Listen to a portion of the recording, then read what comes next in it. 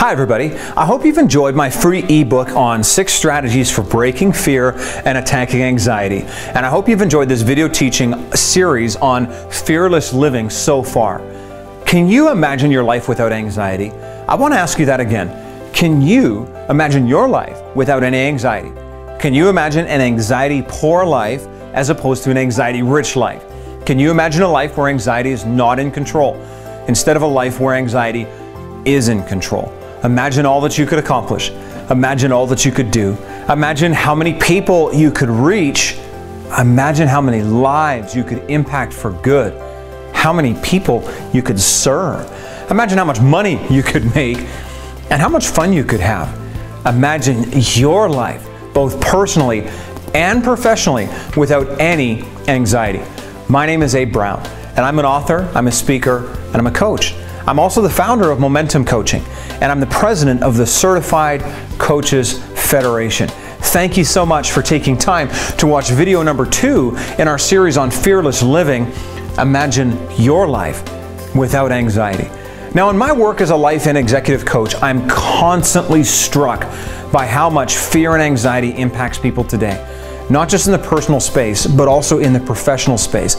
Anxiety is a primary driver of behaviors today in our personal lives and in our professional lives. Recent research from the Anxiety and Depression Association of America tells us that fear and anxiety is a big deal today. Anxiety disorders are the most common mental illness in the United States. I'm going to say that again. Anxiety disorders are the most common mental illness in the United States, affecting 40 million adults aged 18 and older. That's 20% of the population. Anxiety disorders cost the United States more than $65 billion a year, which means in a country like Canada, it's $6, $7, maybe $8 billion a year. There are many different pools of research out there, but recent stats show that the prevalence of actual anxiety disorders and phobias could touch as many as 40% of the population of the United States. Now, this wouldn't be so bad if anxiety didn't have such huge consequences on us. Anxiety has terrible effects on you and I. I mean, let's start with the physical problems: heart problems, high blood pressure, dizziness, ulcers, nausea, vomiting, anorexia, cancer, on and on. And then we move from the physical problems to the behavioral problems like irritability, uncertainty, poor memory, poor, apprehension or comprehension, lack of focus, distraction, lack of clear critical thinking, and just a general uneasiness.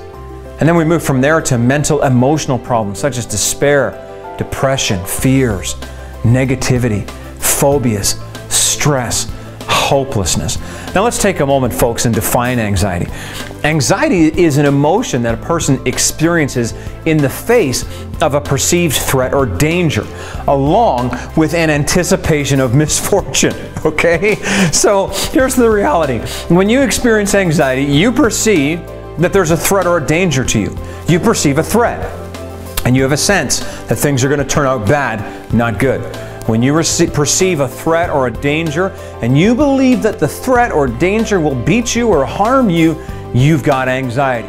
And see, this brings us to the root of anxiety. More often than not, anxiety is a perceived threat and not a real threat. People experience anxiety often over things that are not a real threat, just a perceived one. I mean, think about the number one source of anxiety they say today, or fear, and that's the anxiety or the fear of our public speaking. I mean, have you ever seen anyone actually harmed while they were publicly speaking? I guess it happens in revolutions, but generally speaking, someone stands up and does the health and safety meeting or talks about a fundraiser or what have you. Generally speaking, they survive that ordeal, but it's a perceived threat. You see, Seneca, the ancient philosopher, said there are more things that frighten us than injure us. And we suffer more in our imagination than in reality. That's pretty crazy. Let's look at that again. There are more things that frighten us than injure us. And we suffer more in imagination than in reality. For many of us, that's the truth. We suffer more stress and anxiety from what only frightens us, and the things that we imagine than what actually will hurt us. As a matter of fact, some people are like a lady that used to come to me for counseling, and she would say this. She'd say, I always feel bad when I feel good. And I'd say, well, how come? And she said, well, I know that I'm going to feel bad after a while anyways. Talk about a self-fulfilling prophecy. See, some people live their lives by Murphy's Law that says that nothing is as easy as it looks. Everything takes longer than you expect. And if anything can go wrong, it will. And at the worst possible moment. Many live their whole lives like that. One thing is for sure, and that is that we all suffer from anxiety in one way or the other. I do. I did profoundly at one point in my life, and now I'm happy to say that I've generally overcome it. So here's the question: is there a cure for anxiety?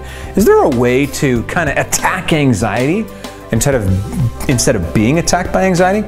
Well, you know what? I believe that there is. It's not so much a cure, but a framework that I want to share with you, kind of a process or a series of steps that we can take to learn to overcome anxiety.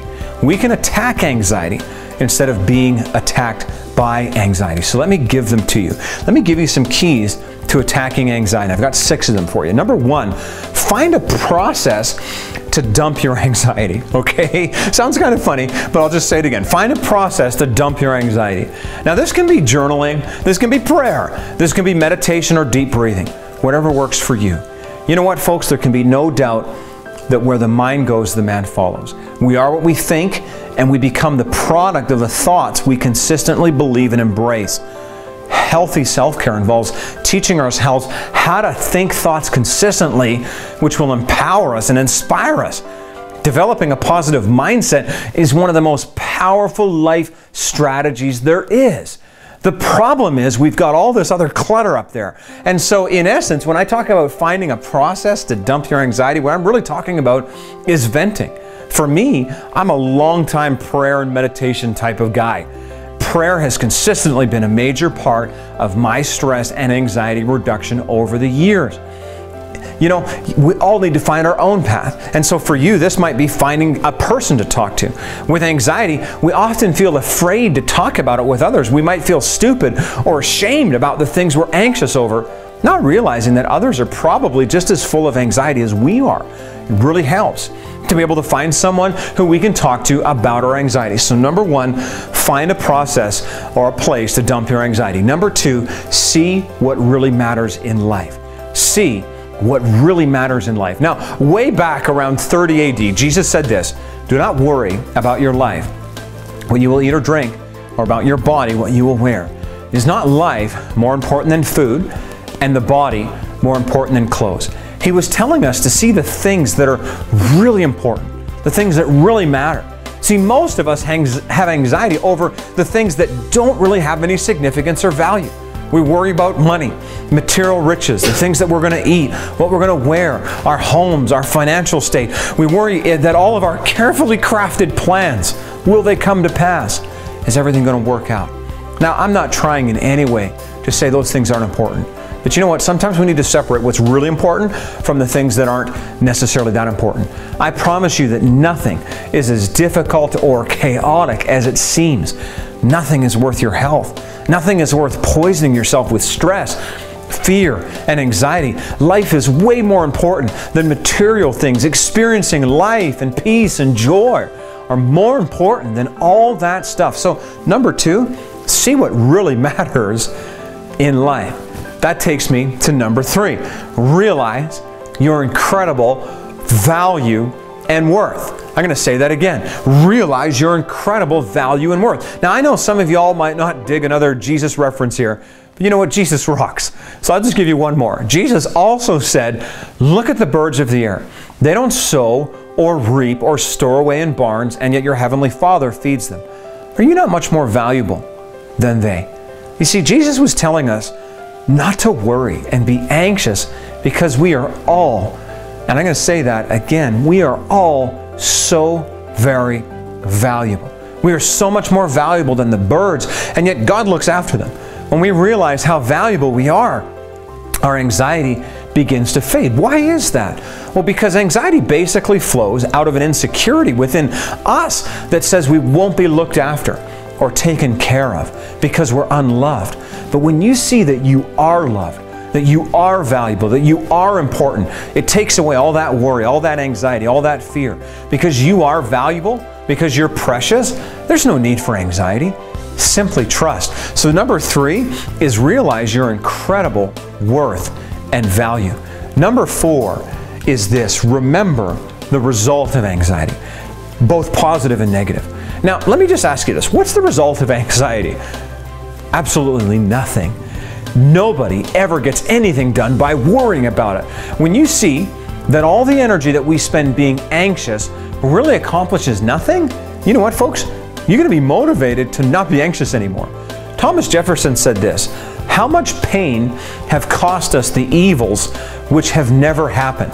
I just love that. How much pain have cost us the evils which have actually never happened?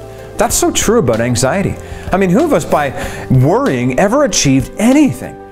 And all our worry over the evils that never actually happened cause you and I nothing but pain, nothing but physical problems, nothing but mental, emotional problems. So number 4 is remember the result of anxiety. There's nothing good that comes from it, and the only things that come from anxiety are those bad things.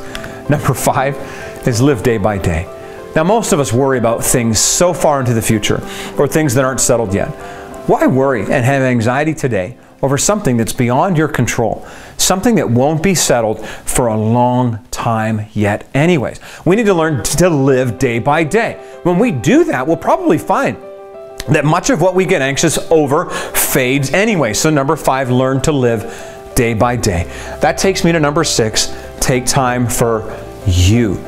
Take time for yourself. Now, there are 2 primary ways that we can do this. There are 2 primary ways that we can take time for ourselves. Number 1 is exercise. There's not much that impacts our lives that exercise won't help fix, and fear and anxiety is no exception. Literally, by moving our body, by exercising, we are breaking the pattern of circular fear-based thoughts, and we're releasing endorphins, which are the feel-good hormones, into our blood. So many times when I've been in a place of stress, anxiety, just going for a hard run or solid workout breaks the fear. Scientists say that physical activity improves mental health by helping the brain cope better with anxiety. It also has preventative value. People who get regular exercise, vigorous exercise, are 25% less likely to develop an anxiety disorder than others. Can you imagine? They're 25% less. Exercise also boosts your energy and it changes your moods. But the second way you can take time for you is through laughter. Laughter is strong medicine for the mind and the body.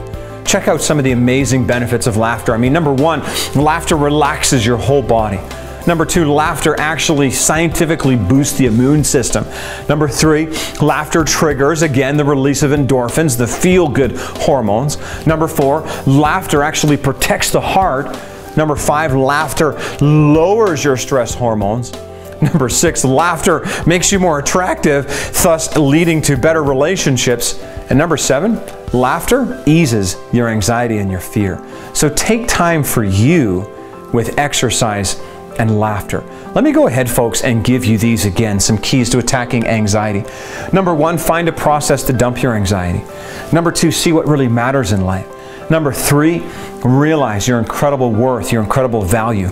Number 4, remember the results of anxiety. On the positive, no good comes out of it. On the negative, lots of bad. Number 5, live day by day. Number 6, take time for yourself. Take time for you. In our next video in this series on fearless living, I'm going to be sharing a new video called Imagine Your Life Without Limits. Please, folks, tune into the next video and also share this series and share my ebook on 6 strategies for breaking fear and attacking anxiety with everyone you know. Simply click on the share button below. I would be so grateful if you could leave your positive comments below. Tell me how you liked today's video, and if you liked it, please hit the like button below. Thank you so much.